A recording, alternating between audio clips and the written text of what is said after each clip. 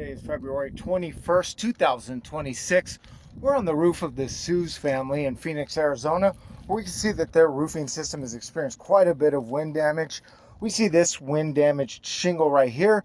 I'm going to be doing a repair attempt on it. The tools I'll be using is a soft nose putty knife, flat bar, roofing snake, magnetic roofing hammer, and 1.25 inch per code roofing nails. What I want to do first is make sure you guys can view the work that takes place. So first off, what we have going on here is we have a wind creased and damaged dimensional shingle. The shingle starts here. The shingle ends here. What I want to make sure is that it's solidly separated from the material beneath it. Run our soft nose putty knife throughout the entirety of it. Boom, we do have it freed and separated. Now I need to do the same thing for the books above it. In Arizona, these things just kind of mat together. You got to go slow and carefully. That's not good. These things are so thin and brittle with a lot of the granules just sliding off. You don't want to rip or tear. See, you just see the granules just busting loose. Look right there. All right, we do have that taken care of. Now I'm going to take my flat bar and I'm going to remove the shingle from the substrate, from the decking. We'll just work our way all the way across through the nail strip. Now we'll work to get the nails free in the back. Oh, look at this. Get right here. By removing this shingle, this book has just completely fallen apart. Look, it's no longer constructed. These books are so matted together that when you remove one, the other one falls apart. All right, I do have the book of shingles out.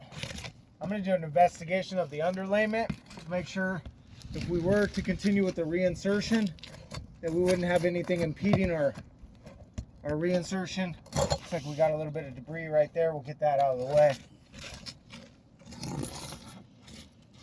We'll get this nail out of the way. Okay. Now I'm going to go ahead and take the same book of shingles. I'm going to line it back up where it was and work to get it back into place.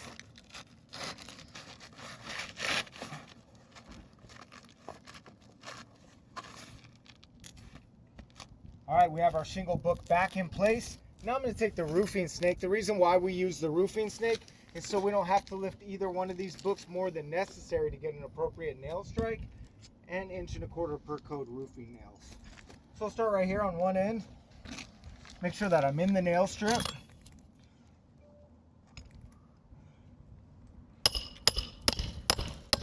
That's one.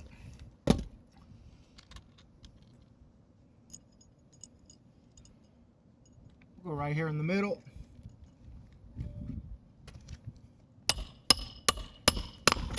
That's two.